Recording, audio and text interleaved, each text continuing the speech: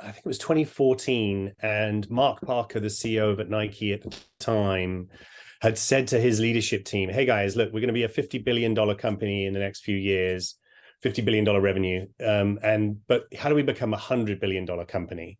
And so it was, and he set that sort of challenge around every year. Nike's leadership team do what they call SPKO, which is strategic planning kickoff. And they basically do a sort of big 5-year, 10-year look into the future and sort of go, are we heading in the right direction? Where do we want to go? That kind of thing. So Mark had set this kind of challenge to his team, sort of saying, hey, what does it look like to be a $100 billion company? Now, when you know that Nike makes 1 billion pairs of shoes a year, like an eighth of the population of the entire globe, you get to the understanding that probably a peak sneaker. So the idea of, say, doubling the amount of sneakers they sell is not really realistic.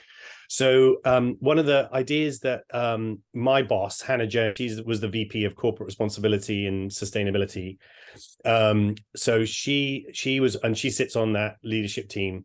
And we went back with this kind of idea of, well, why don't we not sell product, but actually provide services where the product itself isn't necessarily owned by the consumer. So I came back with my team and sort of pitched this idea of a running subscription. So instead of owning a running shoe, you basically lease it from Nike and you run your 250, 300 miles in it.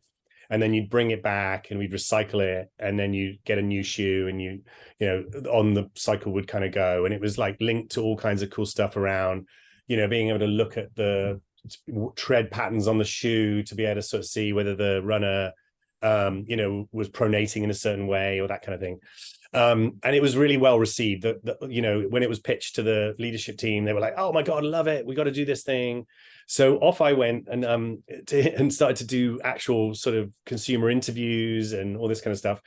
And what we kind of found was that the runners liked it. They were like, "Oh, this is such a cool idea." But runners who were parents were like, "Oh my God, would be amazing for my kids," because my kids, they trash shoes like every 3 months. It's like they just, they're running around, trash them or wear out of them or grow out of them. So there was a lot of factors that meant obsolescence of a kid's shoe was even more acute than, say, a runner's shoe.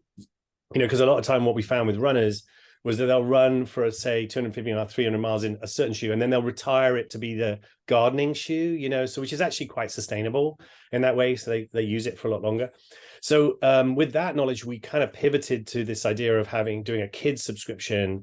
And that was where it really took off, because when we interviewed parents of kids and we go to visit them in homes and stuff like that, we one of the classic questions I would ask them was like, "Hey, can I like look in your closet, like in your garage?" And you'd open the closet and like all these old stinky kids' shoes would fall out, and they'd be really embarrassed, and they'd be go, "Oh, I'm sorry, I need to go to Goodwill," but it's just like I can't, I haven't got the time. Anyway, when we were like, we got something here, something that'll ease the guilt of them sort of collecting all these old shoes, and it'll solve the hassle of having to go to the store with the kid. Because like what they were saying to us as well is like, oh, every time we go to the store, the kid wants the LeBron Soldier X or whatever, and that's like $150, and I don't want to get it. But then they have a tantrum because they don't get this LeBron Soldier X, and I just want them to have the kind of $60 basketball shoe from Nike or whatever.